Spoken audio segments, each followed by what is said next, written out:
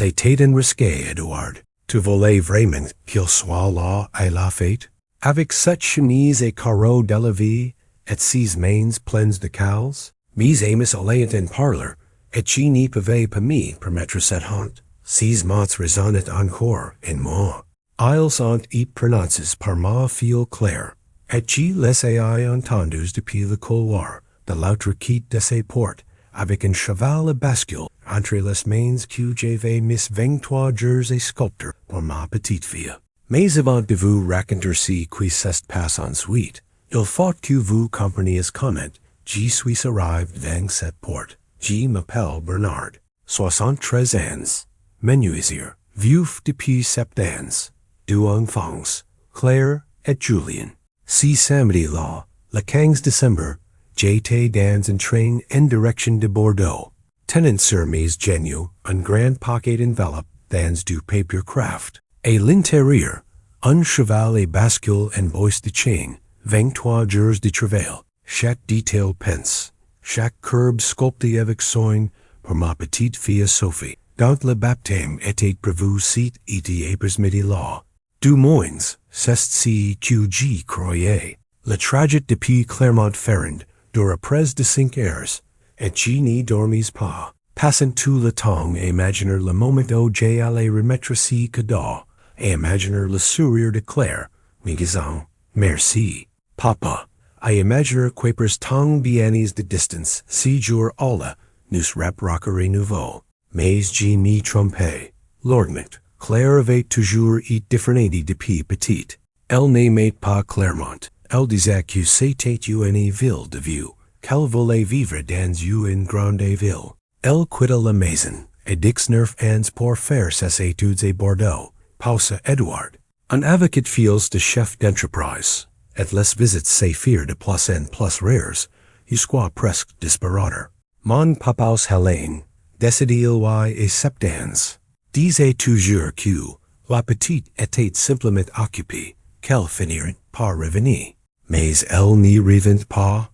Quand j'arrivai à Bordeaux, ce samedi-là, je pris un taxi jusqu'à sa résidence. Un immeuble hôte en vert fume dans le quartier du Triangle d'Or, l'un de ceux avec un gardien investant et un sol en marbre à l'entrée. Je montai au 9e étage, en tenant fermement le cheval emballé. Le corps battant fort, parce que fella faisait presque 2 ans que je n'avais pas vu ma fille en personne. La dernière fois, c'était au absquest de ligne.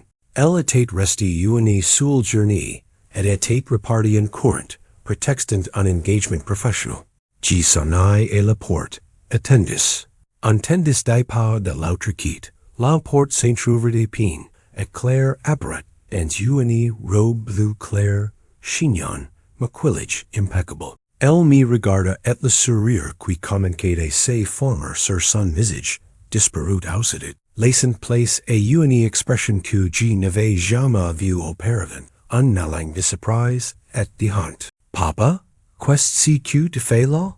Sa voix sortait un peu tremblante, et elle jeta un regard dans le couloir derrière moi, comme si elle cherchait quelqu'un ou essayait de comprendre quoi faire de moi plante là, devant elle. Je suis venu pour le baptême de Sophie, répondis-je en soulevant légèrement la pocket. Et c'est là que je perçus quelque chose d'étrange dans son regard, inculpable, qu'elle tentait de masquer un clignement d'yeux, rapidement avant de forcer un demi-sourire qui n'y convainquit personne. Claire pâlit. Ses mains se crispèrent sur le bord de la porte, et je la vis avaler ses salives avant de parler, et sa voix sortant beaucoup trop basse, presque un murmure. Papa, le baptême était hier. J'ai appelé plusieurs fois pour te prévenir, mais je n'ai pas réussi à te joindre. J'ai cru que tu avais renoncé à venir. Je sentis le sol se dérober sous mes pieds. Mon téléphone était dans ma poche, et je savais qu'il n'y avait aucun appel, aucun message, absolument rien. Elle mentait, et je le savais. Mais avant que je puisse dire quoi que ce soit, j'entendis une voix masculine venant de l'intérieur de l'appartement, demander qui c'était, et Edouard apparut derrière elle. En chemise blanche, pantalon de costume, chevaux lisses au gel. En mi voyant, son expression changeait aussi. Il parut vaguement mal et las. Regarda Claire, puis ni regarda à nouveau. C'est mon père, dit Claire et voix basse, tenant toujours la porte et demi-fermée. Ni faisant aucun geste pour me laisser entrer, me traitant comme un démarqueur important, qu'on cherche et expédier rapidement. Bernard, Edouard tendit la main par-dessus l'épaule de Claire, serra la mienne, avec une poignée trop ferme, forcée, fausse. Quelle surprise! Claire n'avait pas mentionné que vous veniez aujourd'hui. C'est que le baptême était hier. Répéta Claire, et voix sortant plus vite maintenant. Précipité, bien trop nerveuse pour quelqu'un qui disait la vérité. Il y a eu un problème de dernière minute à l'église, et nous avons dû avancer la date. J'ai essayé de te prévenir, papa. Je te jure que j'ai essayé. Je continua à la regarder, sans dire un mot, tentant de dire tout cas, parce que quelque chose n'y collait pas, quelque chose dans essaie façon de parler, dans essaie façon de tenir cette porte, sans me laisser entrer, sans m'inviter ni serait si commissaire, sans me proposer de rencontrer ma petite-fille qui s'est trouvée quelque part dans cet appartement immense. C'est alors que j'entendis les voix venant de l'intérieur, des rires, des bruits de verres, une musique d'ambiance douce. Il y avait du monde là-dedans. Il y avait une fête en cours. Si le baptême avait eu lieu la veille, pourquoi y avait-il encore une réception? Il y a des gens? Demandai-je, et la question sortait chargée d'une soupçon que je n'y pas dissimuler. Parce que je commençais à comprendre ce qui s'est passé, et assembler les pièces du puzzle. Claire hésita une seconde de trop. Une seconde qui valait tous les aveux. Oui, quelqu'un. Une petite fête pour célébrer après coup. C'était prévu depuis longtemps. Je voudrais entrevoir Sophie. Le silence qui suivit dura peut-être 3 secondes. 3 secondes qui me semblèrent une éternité. Et dans ces 3 secondes, je vis passer sur le visage de ma fille quelque chose que j'aurais préféré ne jamais voir, de la délibération. Elle pesait les possibilités. Elle calculait comment gérer la situation, comme si j'étais un problème à régler, pas un père. Papa, elle baissa la voix, fit un pas dans l'entrebâillement, tira presque la porte derrière elle, pour que le couloir, le sol de l'appartement. Si n'est pas le bon moment. Les invités sont là. Tout le monde est installé. Qu'avait créé une confusion. On se voit demain, d'accord? Je t'appelle demain matin et on passe la journée ensemble. Je regardai ma fille. Cette femme que j'avais vue naître, que j'avais portée sur mes épaules dans les rues de Clermont, et qui j'avais appris à faire du vélo dans le jardin de la maison, pour qui j'avais travaillé chaque jour de ma vie. Et j'ai compris, avec une clarté Freud, et dans la ruse, qu'elle avait honte de moi. Pas de ce que j'avais fait, de ce que j'étais, de mes mains admises, de ma chemise à carreaux, de mon accent auvergnat, de tout ce que j'ai incarné, et qui n'y correspondait pas à l'image qu'elle voulait donner. Je n'y dis rien. Je pris le paquet sous le bras et je tournai les talons. Je n'y claquai pas la porte. Je n'y criai pas. Je m'y contentai de partir, avec cette dignité tranquille que l'on acquiert quand on est passe à ses vies et travailler. De ses mains et con, n'a plus rien éprouver à personne. Je descendis au rez-de-chaussée, sortis dans la rue, et restai plant là sur le trottoir, avec 6 chevaux à bascule dans les bras. Face aux facades en pierre de Bordeaux, et n'y savoir exactement où aller. Je n'avais pas réserve de chambre. Je pensais rester chez ma fille, comme convenu depuis des semaines. Du moins, comme moi j'avais cru, que c'était convenu. Je trouvai un hôtel correct et quelques rues de là, une chambre simple, propre, unlit, une fenêtre donnant sur une cour intérieure. Je passai le cheval et bascule contre le mur. Je m'assis sur le bord du lit, et pour la première fois depuis longtemps, je pleurais vraiment, pas à cause de la honte de ma fille. Pa cause de la fate, d'antan m'avait exclu. Mais a cause de l'image de ligne qui me revenait, et de si qu'elle aurait dit si elle avait it law. Bernard, cette petite besoin de prendre. Mais si n'est pas et toi de te laser accracer, pour lui insaner la legend. Le lendemain matin, elle m'appela. Tit, la voix trop assis, trop douce, le genre de voix que l'on prend, quand on gère une situation inconfortable. Papa, j'espère que tu es bien dormi.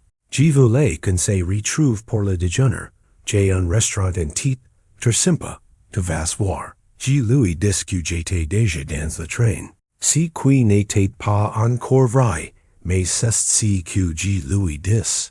Il y eut un silence de l'autre quitte. Eh? Mais papa, on devait passer la journée ensemble. Claire, je dis. Just son prénom. Avec tout le calme que j'avais, et le temps de rassembler dans cette chambre d'hôtel. J'ai entendu si que tu es dit à Edouard hier soir.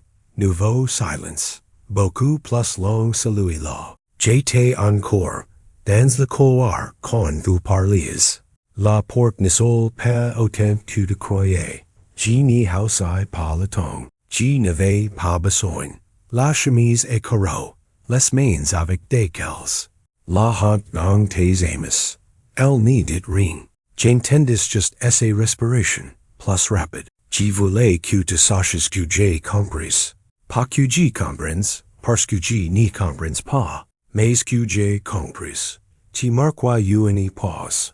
Prends soin de Sophie. Et dis-lui, le moment venu, que son grand-père l'aime, mine de loin. Je raccrochai. Et je restai assis encore un moment avec mon téléphone dans la main, regardant si cheval et bascule, à paille contre le mur. 23 jours de travail, chaque courbe pensée et la main, chaque détail pense. Je me levai, je pris le cheval, et je le mis dans le coffre et bagages. Je le ramènerai à Clermont. Un jour, peut-être, il trouverait à sa destination. Julien appela 2 jours après mon retour. Mon fils, menuisier comme moi, reste dans la région, Maria Sandrine, père de 2 garçons. Il avait apprécié qui s'était passé. Je n'y sais pas comment, peut-être par quelque chose que Claire avait lâché sans faire attention. Sa voix était grave, direct. Papa, elle t'a fait que vraiment? Je répondis oui. Julien dit, c'est une hint, toi mots. Mais à elle spéliant tout l'or du monde, les semaines qui suivirent furent étranges.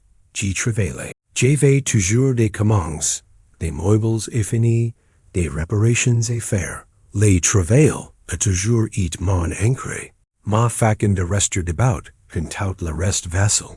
Je ponquais, je assemblais, je vernissais, et dans si brut régulier de l'atelier, je retrouvais quelque chose qui ressemblait à la paix.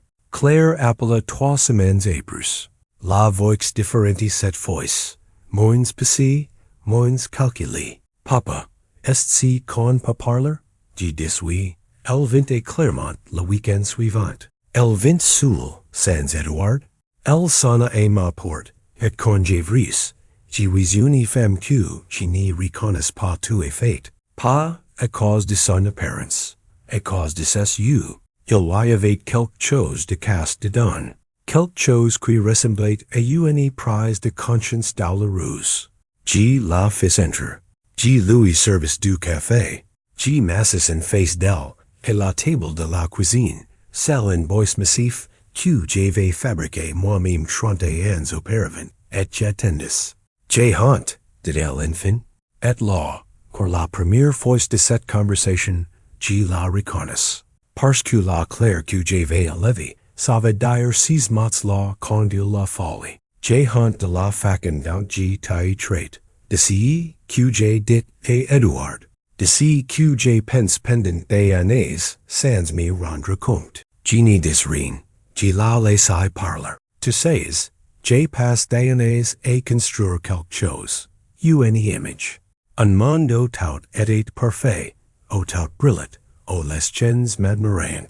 Quelque part dans tout cas, j'ai commencé à avoir peur de ce qui n'y brille pas, de ce qui était trop simple. D'ici qui pouvait remettre en question l'image que j'y donnais. Elle prit ses des deux mains comme pour se réchauffer. Et tu étais, tu es, tout si qui n'y brille pas, tout si qui est vraiment de la valeur. Il y avait des larmes dans ses yeux, je les voyais briller, mais elle n'y les laissait pas caler encore.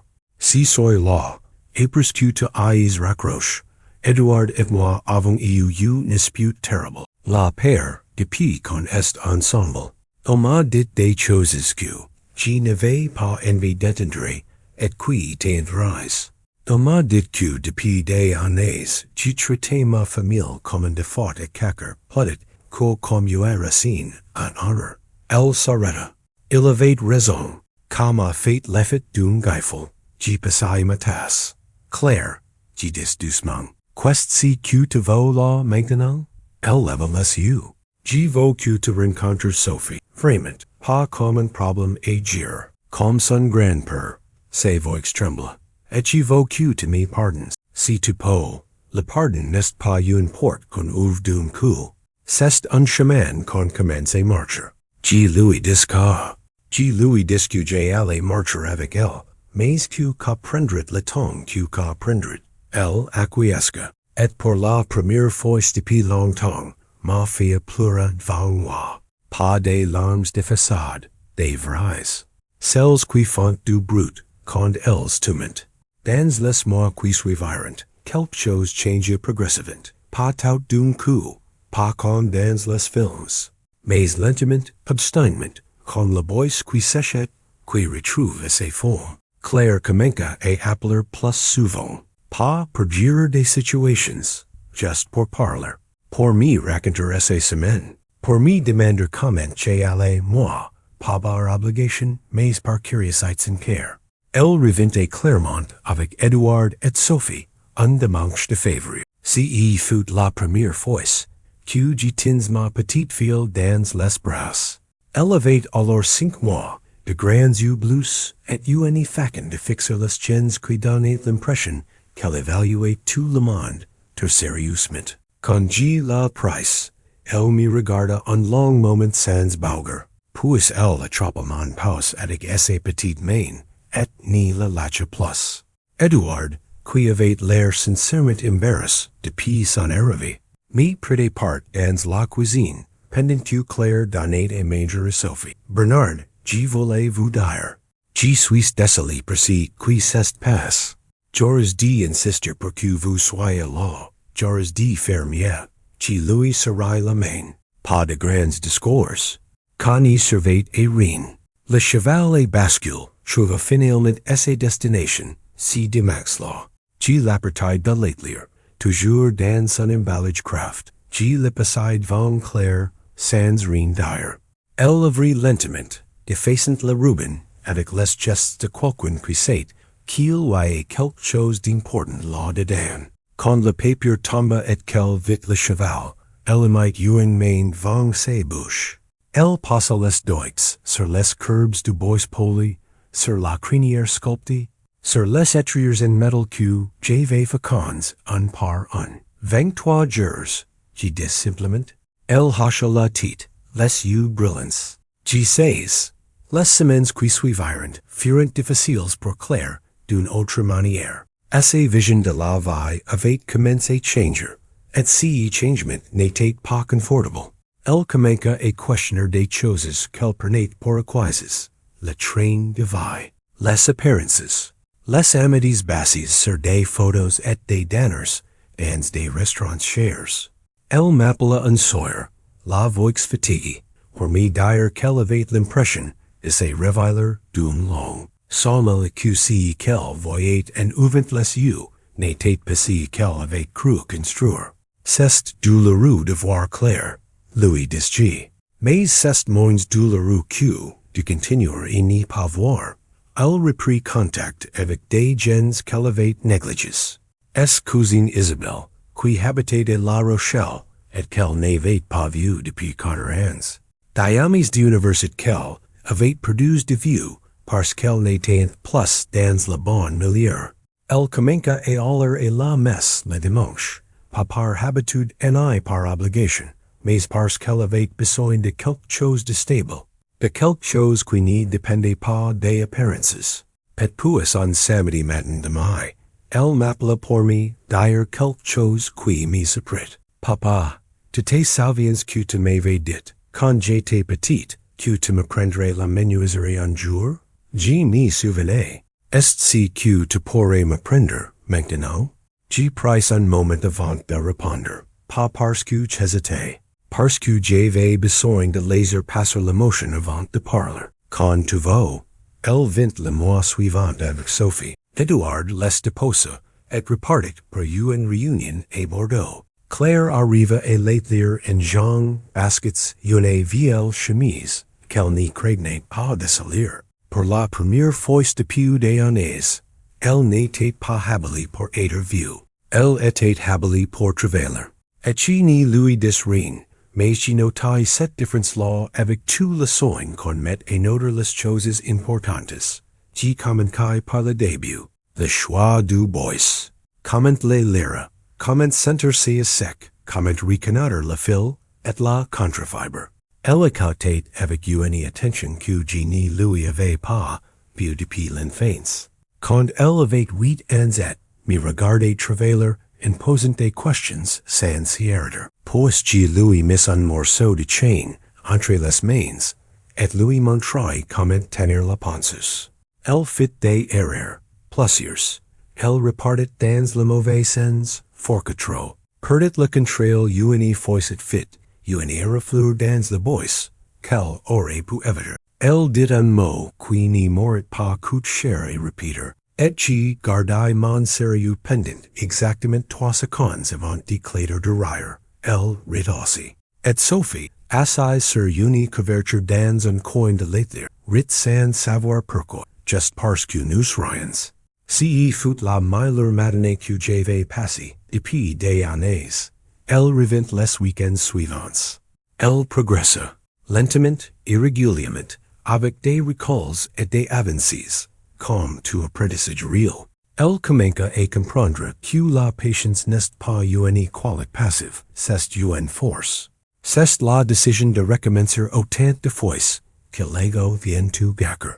Et pendant ces matinées d'atelier, nous parlions, vraiment, de choses que nous n'avions jamais eu l'occasion de nous dire. Elle me parla d'Aline, de souvenirs qu'elle n'avait jamais partagés avec moi, de moments où, et mere lui avait dit des choses qui l'avaient marqué. Je lui parlai des premières années de mon métier, des erreurs que j'ai faites, des pièces que j'avais réalisées, dont j'avais gardé les photos, pour ne pas oublier que l'erreur fait partie du processus. En après le baptême manque, Claire m'invita à dîner à Bordeaux. Just elle, Edouard, Sophie, Julien et Sandrine, et moi. Elle precisa au téléphone, avec une légèreté que j'entendis comme une promesse. C'est un dîner simple, papa. Pas de chichi, pas d'invites. Just nous. Quand j'arrivai à l'appartement, la porte s'ouvrit grande. Pas entr'ouverte, grande. Claire était entablée, les mains farinieuses, les cheveux éberifs. Sophie trottinait dans le couloir, et s'arrêta net en me voyant, puis repartit en courant, et cried quelque chose d'incompréhensible, mais visiblement enthusiaste. Je passai mon sac dans l'entrée, et regardai l'appartement. Il y avait des dessins accrochés sur le réfrigérateur, avec des aimants. Une paire de bottes d'enfants renversées sous le portemanteau, une odeur de poulet rôti qui venait de la cuisine. Ce n'était pas parfait, c'était vivant, la table était mise simplement. Nappe en coton, assiettes de pérolis, un bouquet de fleurs des champs, dans un bocal de confiture. Au centre, un plat fumant de poulet aux herbes de Provence et pommes de terre radis. Claire s'essuya les mains dans son tablier et me regarda avec un sourire timide. J'ai suivi la recette de maman, G. Massis. Julien arriva peu après avec Sandrine et les garçons. La table devint bruyante, chaleureuse, désordonnée, conduite, later un vrai repas de famille. On parla de tout et de rien. Du travail de Julien, D'une moibel qu'il était en train de fabriquer. D'une film que tout le monde avait des avis contradictoires dessus. Sophie s'endormit sur le canapé, en milieu de soirée. On jouait série contre Elle. Après le dîner, pendant que Julien et Edouard discutaient dans le salon, Claire vint s'asseoir et quitte de moi à la table, restait couverte de miettes et de verres et modividis. Elle sortit un petit objet de la poche de son tablier et le posa devant moi. C'était une botte en bois, petite, rudimentaire, les joints pas tout à fait parfaits, le couvercle légèrement de travers. Mais pensée avec soin, verni avec attention. J'y l'ai fait pour toi, dit elle. Ses voix étaient calmes, mais j'y voyais qu'elle retenait quelque chose. J'ai mis 2 mois. J'ai rate 3 tentatives avant celles-ci. Les joints m'ont donné du fil et retordre. Elle rit un peu. Mais je me suis souvenu de ce que tu m'as dit. Que l'erreur fait partie du processus. J'ai pris la botte dans mes mains. J'ai la tourné doucement, sentant le bois les sous mes doigts, inspectant les angles, passant la pause le long du couvercle. Il y avait là dans quelque chose que j'ai reconnaissé immédiatement, pas la perfection, mais le soin, l'effort véritable. Les traces de quelqu'un qui recommence autant de fois qu'il a fallu. J'ai vris la botte, et l'intérieur, un billet plat en 4. L'écriture de Claire, série, appliquée quand elle était petite, et qu'elle faisait ses devoirs. J'ai déplié le papier et l'os. Pour le papa qui ne m'a pas abandonné même quand je le méritais. Pour l'homme dont j'ai eu honte, et dont je suis fier et présent. Pour le menuisier qui m'a appris que rien de solide ne se construit vite. Avec tout mon amour, ta fille qui recommence. J'ai plié le papier soigneusement. J'ai refermé la botte. J'ai regardé ma fille. Elle regardait la table, les mains croisées devant elle, attendant je ne sais quoi. Alors j'ai mis ma main sur les siennes, et elle leva les yeux. Il n'y a pas grand-chose à dire après quoi. Certains moments n'ont pas besoin de mots. Ils n'ont besoin que de présence. Cette petite botte de bois est maintenant sur l'étagère de mon atelier, entrée en vue rapide et to any photo. D'aline. Quand je la regarde, je me rappelle que la réconciliation n'a pas de calendrier. Qu'elle ne s'annonce pas, ni se programme pas, ni se commande pas. Elle arrive quand quelqu'un décide, vraiment, de regarder en face ce qu'il a fait, et de recommencer autrement. Je ne suis pas un homme qui parle beaucoup de sagesse. Je suis un homme qui travaille le bois depuis 50 ans. Mais le bois m'a appris une chose que je n'ai jamais oubliée. La matière résiste. Elle a ses propres fibres, et ses propres logiques. Et si tu travailles contre elle, tu casses. Si tu travailles avec elle, tu crées quelque chose qui dure. Les gens, c'est pareil. Si vous êtes arrivé jusqu'ici avec moi dans cette histoire, laissez un like sur cette vidéo et dites-moi dans les commentaires de où vous m'écoutez, que vous soyez en France, en Belgique, en Suisse, au Luxembourg, au Québec, ou n'importe où en Europe, ou dans le monde. Votre présence ici compte pour moi. Et si cette histoire vous est touchée d'une façon ou d'une autre, partagez-la, parce que parfois, une histoire arrive au bon moment dans la vie de quelqu'un qui en avait besoin. Un affectueux bonjour du papier vous, et à la prochaine.